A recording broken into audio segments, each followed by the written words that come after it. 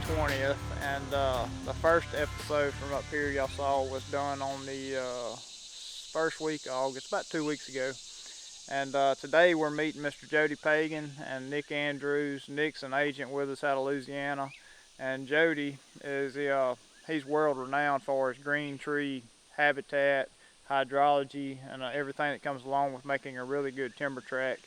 And we've dissected this place a lot more since the last time y'all saw us here, and found a lot of things out about the property that's even better. There's old levee systems in here, and I think it's going to be a lot easier to turn this into a green tree because it was once upon a time. And we just got to get in here and fix everything up that was set in place years ago, and really excited about what's to come. If you have ever heard of Jody Pagan, you know he is the man when it comes to green tree, and glad to have him working with us on it. Something we hadn't seen over the years, but some of those older clubs, they may have 5 sets of levees in them, and this one's just basically pushed up dirt and said, hey, Mr. Beaver, come on and ruin the rest of it. So we'll try to get the drone up and look at how many kills. There's at least 4 right in there, deadenings in there. That's some of them's ancient. One of them's got willows, 20-year-old willows in it. So you don't see that in this part of the world. Not the willow oak composition that it has. Really need to know, the whole LiDAR. They're flying a new LiDAR on it like this week. Okay. So we'll have that next week or so. And then, the best of y'all's knowledge, this main drain that comes through there, the old dead lake, and it goes due south and hits the other property line. Is that where, was there a structure there or no structure? Looks like there was some type of structure across about 3/4 way down that lake. That's what it looks like on topo. Yeah. So I don't know whether that's a beaver dam or man-made deal. Yeah, that beaver dam we just went around down there is about that tall. So that's probably what it is. It's basically flooding the old levee. The beaver dam's higher than the old levee. That's what's holding this water all the way up here. Yeah, for sure. And then Nick said that, when we go into attack one of these new projects like this, we're going to look at hydrology number 1, because if you can't control the water, you can't control the ducks, you can't take care of your health of your tree. So water in, water out. Well, we diving deeper in this place, exploring a little bit more. We done found us a camp. We ain't got to build a camp no more. Got some nice 40-foot long by 18 wide mobile home built on a levee. I mean, what else could a man ask for? Just a free camp. It even comes with a 4-foot disc built in 1918. I mean, look at that. It's even got a privacy door. I mean, you ain't got to worry about nothing. You put a lock on that, you leave, ain't nobody going to bother anything. You go all the way to the south end there from that other one. Right down the boat channel because of that cold water discharge. Plus you ain't got the volume of water. You start talking about needing 500 or 600 acre feet of water. That's a serious amount of water.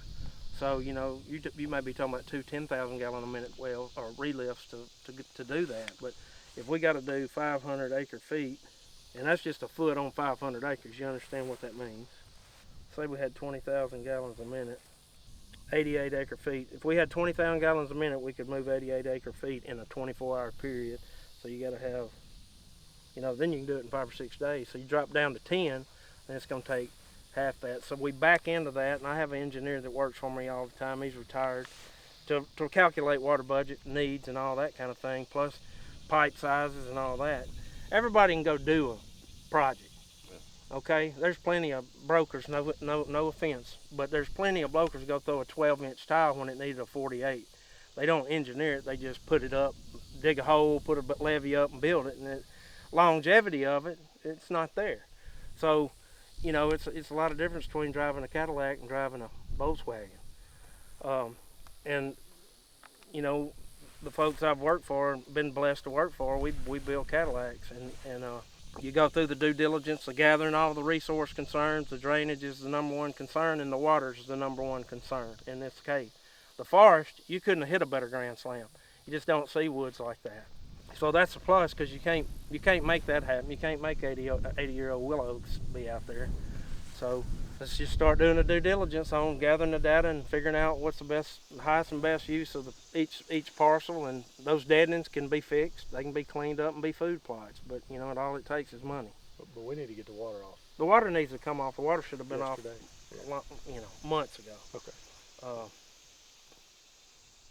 Months and months ago. Probably when y'all started the deal, you know, I mean, I don't know. Yeah, and It's been a, just took a long time. it's been a deal. We're just gonna give y'all a couple of cards, see if y'all might need anything done. Oh, well, I appreciate it. Yes, sir. Y'all got a track coat here close? Yep. Oh yeah. Right Right down there, on got your south line right now. And a mulcher and steer, motor, and all that. All right, sir. I know we're gonna need some beaver water off here. So. Boy, y'all got a beaver dam. Y'all got a little one. y'all got a pretty decent one down there in the middle. That's what they say. Oh, you ain't seen it yet? Oh, yeah, we've flown it, but Yeah. It's only about 6 foot tall. Holding about 100 yards wide or so.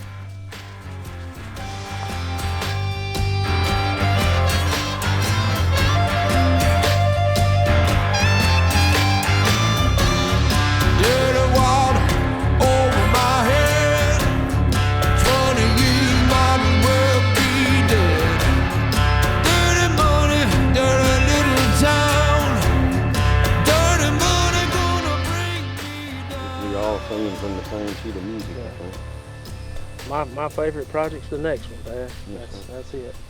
Me too.